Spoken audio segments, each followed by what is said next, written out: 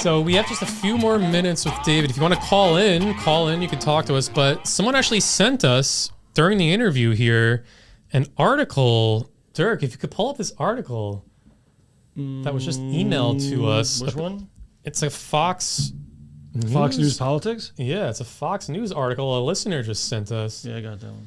I know you can't see it, David, but let me read it to you. This is from Fox News, and the headline says, bizarre circumcision rituals being performed on Chinese men underground by rabbis. And if I'm reading the first paragraph here, it's saying how, I think this is alluding to the program you were talking about where you're breeding Chinese and Jews. It's saying circumcision is a highly important religious ritual to the Jews.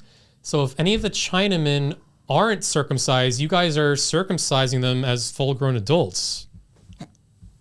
Yes, yeah, it's interesting that you were able to pull up those articles that one of your audience members sent you, and I'm sure there are many more articles. You just have to, when your audience members send them to you, you'll be able to see more information, which is great. It's good that your audience members are finding all these articles and information. But this is true, so you guys are circumcising the Chinese adults if they aren't before you breed them? Yes. Oh, this okay. information that you read is correct. Okay. How do you guys do that usually? Well, it's a process like anything else. I don't think it's a good thing to speak about it here, how detailed we can get with that type of process, but as you know, it's a process. Yeah, because sometimes the rabbis use their teeth and stuff, right? It's possible. I mean, it's all different types of processes that can be used in the circumcision. So yes, there are different processes. So I'm not going to confirm or deny any of that information. Okay. Yeah, cool. All right. So we got another fan question here from a user listening. He's asking, why were the Jews banned from 109 countries? I don't know what he's talking about. What do you mean banned? What do you mean banned? I don't even understand that. But if you can elaborate more on that. Like a marching band?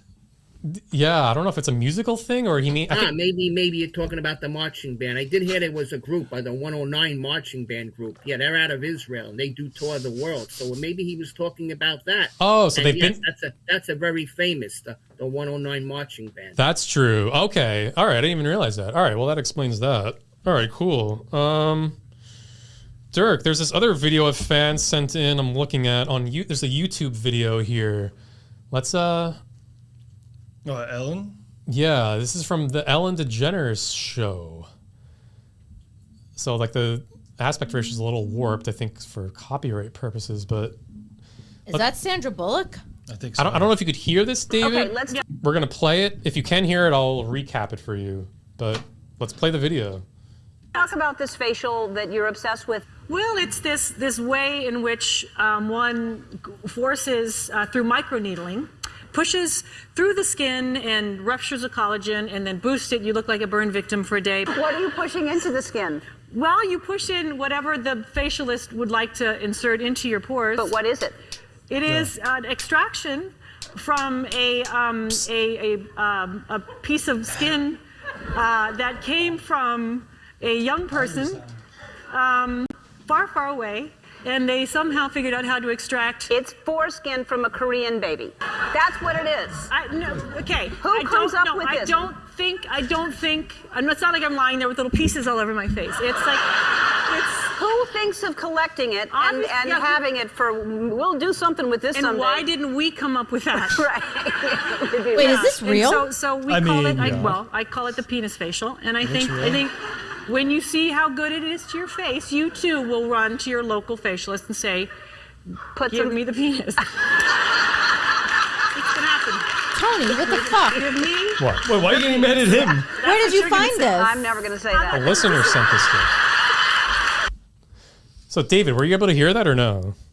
I mean, it wasn't clear, but a little bit of it I did hear. It wasn't clear. So the gist of it was this actress. Who's this actress? Sandra Bullock. Sandra Bullock was on the Ellen DeGeneres show, and she was saying she gets facial injections into her face to make her look younger from Asian babies' penis foreskin. What? Yes, I believe that. Yeah, look, if you could see for yourself, that's believable. Makes sense. I mean, think about it logically. It does make sense. Yeah, it's like an Asian foreskin youth serum. So when you guys do the circumcisions in the tunnels, do you repurpose the Chinese foreskin to bring youth to Hollywood? Yes, I mean, other things that can be used without getting into the details. Yes, I mean, like we spoke earlier about the repurposing of the mattresses and so forth. Right. So yes, we can use other parts for repurposing purposes, and yes, so that's one other way that it can be done. Very smart. Okay, cool. Yeah, so you repurpose the foreskin to actually bring youth. I mean, Giselle, you're going to be a Hollywood gal someday, or would you get a Chinese foreskin penis injection? Why does it have to be? Well, first of all, she said Korean. Well, Chinese, Korean, I mean, it's the same thing, is it not? So why does it have to be Asian? Why can't it be Norwegian?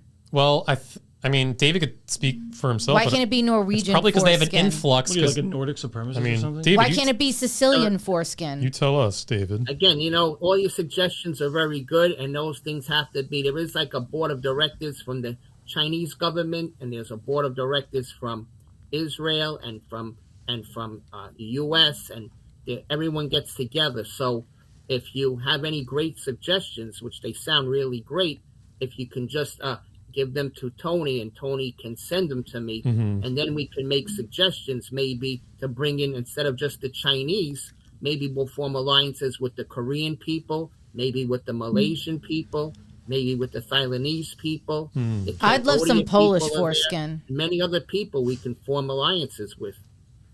That's what I got. You do? Well, You're it was taken. I thought you were Italian. No, when I turned at my Sweet 16, we did a birth ceremony and we got rid of it. But anyway, David, I know you have to go in a couple minutes here. Just one more question a fan sent in, unless anyone calls in and wants to talk to you. There was another article someone sent us. Dirk, pull this up.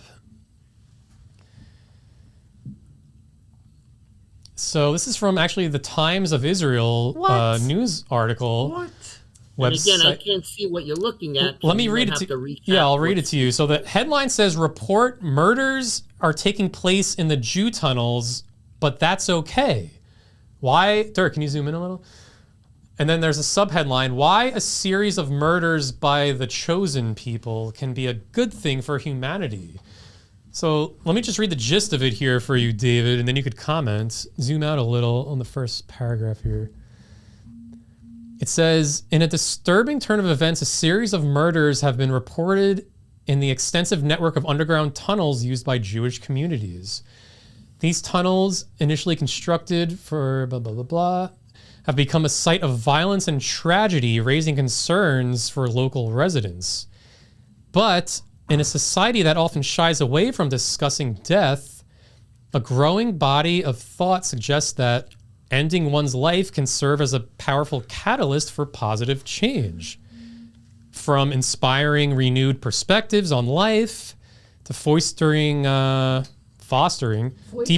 deeper connections among loved ones, the inevitability of death can be seen not just as an endpoint, but as an opportunity for growth and transformation. So this is from Times of Israel. It sounds like they're justifying murders happening in the Jew tunnels. What's that all about? Well, Sounds like I don't justification know for if that's Gaza, too. justifying the murders, and I don't know too much about what goes on in every single tunnel that you have to understand. That's True. not something that we know. So, we can't tell what goes on in each and every tunnel. I mean, but there are other people. Like for every tunnel, there's somebody supervising and watching over things. So just like anything in life, I believe, there's always going to be some type of disturbances, differences, and so forth. And the only way is to look into that and then to see what happens. Since I don't have any personal connection to what you're saying in those type of tunnels, I really don't know what's going on. So you never murdered anyone in the tunnels?